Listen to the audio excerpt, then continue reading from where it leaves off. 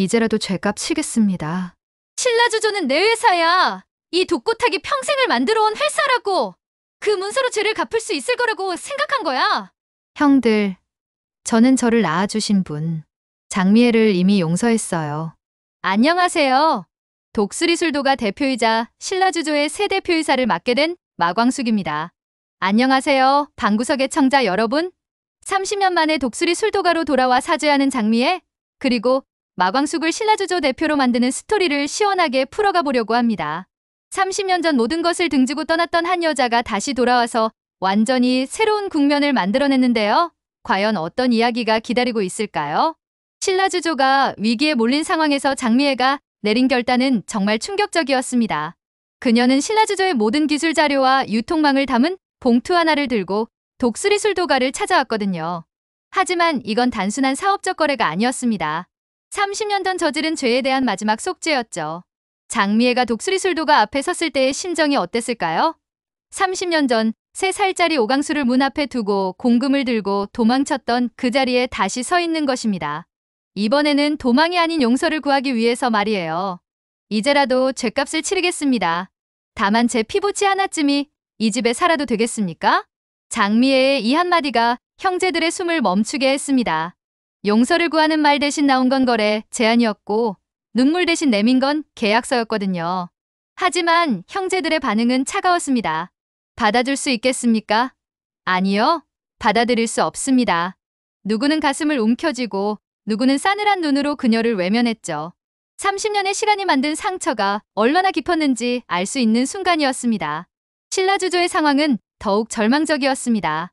프리미엄 막걸리 시장 진출을 위해 출범한 신규 브랜드들은 화려한 마케팅에도 불구하고 실패를 거듭했고 유통업체들은 하나둘 계약을 해지했으며 호텔 납품마저 기준 미달로 거절당했습니다.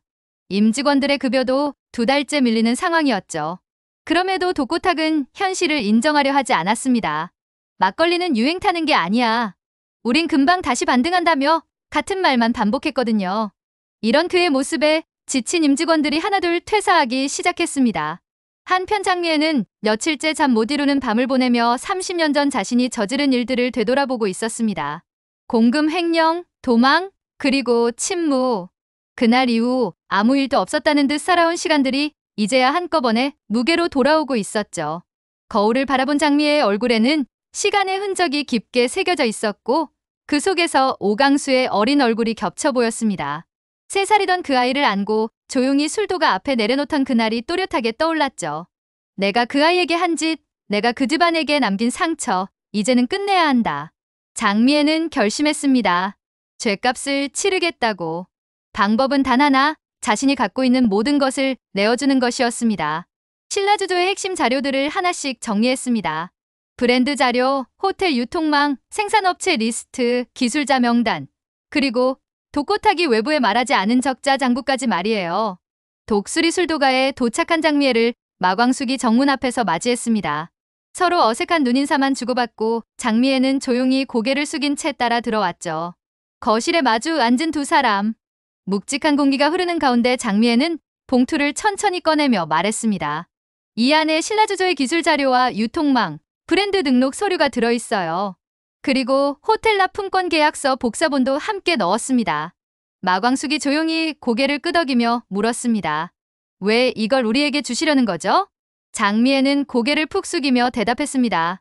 30년 전 술도가에서 공금을 훔치고 떠난 죄를 이제라도 갚고 싶습니다. 저와 제 남편이 만든 회사를 이제 그 손에 돌려드리고 싶습니다. 그날 밤 술도가 형제들은 거실에 모였습니다. 마광숙이 장미애가 가져온 봉투와 제안 내용을 전하자 분위기는 일순간 무겁게 가라앉았습니다. 오응수가 먼저 입을 열었습니다. 이제 와서 뭘? 그 죄를 문서로 지우겠다는 거야? 마음대로 죄 짓고 이제 와서 기술 넘기면 다 끝이야? 오범수는 서류를 열어 살펴보며 말했습니다. 기술적으로나 실무적으로 굉장히 가치 있는 문서야. 특히 우리 독수리술도가는 막걸리를 대량 생산하는 능력이나 조건이 갖추지 못했는데 하지만 이 자료라면 충분히 성장할 수 있어. 감정적으로만 생각할 문제는 아니야. 마광숙이 중재했습니다. 이건 용서가 아니에요. 이건 책임이에요. 그 사람이 자기 죄를 인정하고 우리에게 돌려준 거라고요. 오천수가 입을 열었습니다. 형수님, 그 사람이 넘긴다고 해서 다 받아주자는 말은 아닙니다. 하지만 우리도 이 술도가를 지켜야 하잖아요. 이게 도움이 된다면 고려는 해봐야 하지 않을까요? 마지막으로 오강수가 조용히 말했습니다. 형들, 저는 그 사람 장미애를 이미 용서했어요. 하지만 지금까지도 그 말을 쉽게 못 꺼냈어요. 왜냐하면 제 어머니이기도 하지만 우리 집안에서는 쉽게 용서할 수 있는 사람은 아니니까요. 며칠이 지나고 장미애가 다시 술도가를 찾았습니다. 예고도 없이 찾아왔지만 문 앞에 서서 한참을 기다렸죠. 그 모습을 마광숙이 마당창으로 먼저 발견했습니다. 도련님들, 밖에 그분 와 계신데요. 형제들은 말없이 일어났고 거실에 다시 모였습니다. 이번에는 오강수가 먼저 나섰습니다. 그가 조용히 현관문을 열었습니다. 들어오세요. 장미애는 놀란 눈으로 그를 바라봤습니다. 그 순간 그녀의 눈에는 눈물이 맺혔고 말없이 고개를 숙이며 문을 넘었습니다. 거실 중앙에 선 장미애는 한 명 한 명의 얼굴을 차례로 바라봤습니다. 그리고 깊은 숨을 들이쉬고 말했습니다. 제 과거 다 용서하고 잊어달라는 말은 안 하겠습니다. 그저 내가 만든 이 일의 끝을 이 자리에서 마무리하고 싶어요. 무릎 꿇고 사죄하고 싶어요. 그녀는 천천히 무릎을 꿇었습니다. 오천수가 말렸지만 장미애는 고개를 들지 않았습니다. 오강수는 잠시 망설이다가 말했습니다. 아, 이러지 마세요. 얼른 일어나세요. 하지만 하루아침에 모든 과거가 원래대로 돌아가기는 힘들 거예요. 천천히 조금씩 과거를 지우면 돼요. 형제들은 마음의 문을 여는 듯 고개를 끄덕였습니다. 그런데 여기서 정말 놀라운 일이 벌어졌습니다.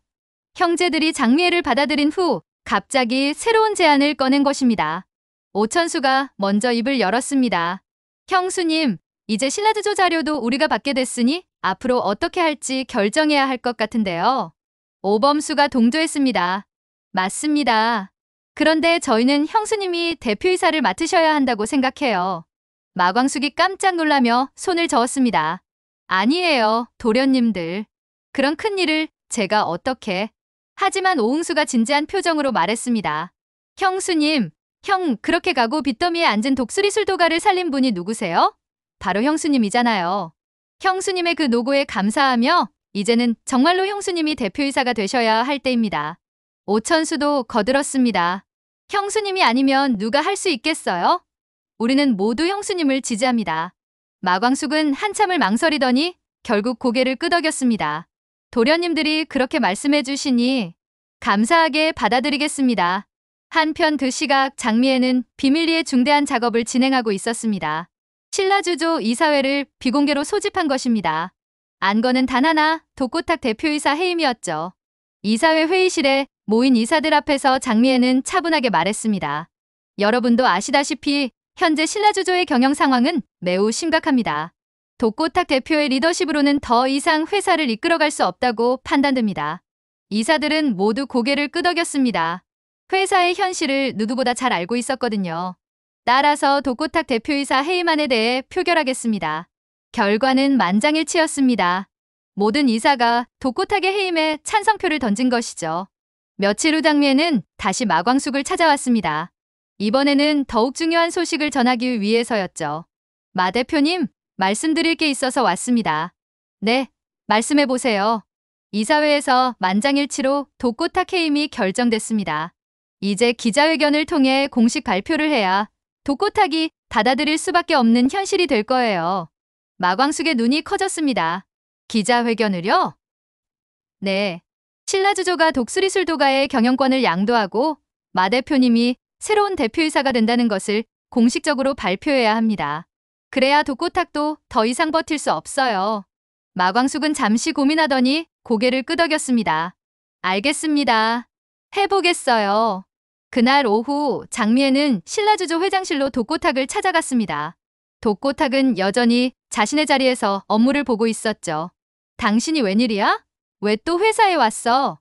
장미애는 서류, 뭉치를 탁자에 올려놓으며 차갑게 말했습니다. 이사회에서 당신 해임이 만장일치로 결정됐어요. 독고탁이 벌떡 일어났습니다. 뭐라고? 그럴 수 없어. 신라주조는 내가 만든 회사야. 아니에요. 처음부터 독수리 술도가 것이었어요. 이제 제자리로 돌아가는 것뿐이에요. 독고탁은 믿을 수 없다는 표정으로 서류를 뒤적였지만 모든 것이 법적으로 완벽하게 처리되어 있었습니다. 이럴 수는 없어. 절대 인정 못해. 독고탁이 발악했지만 장미애는 이미 마음을 굳힌 상태였습니다. 당신이 인정하든 안 하든 상관없어요. 이미 모든 것이 결정됐으니까요. 그날 저녁 독고탁은 집에서 뉴스를 보고 있었습니다. 그런데 갑자기 충격적인 속보가 나왔습니다. 지금 들어온 소식입니다. 신라주조가 독수리술도가의 경영권을 양도한다고 발표했습니다.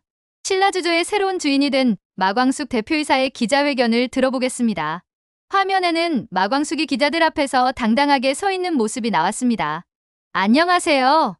독수리술도가 대표이자 신라주조의 새로운 대표이사를 맡게 된 마광숙입니다. 오늘 신라주조와의 경영권 양도 합의가 성사되어 이렇게 발표하게 됐습니다.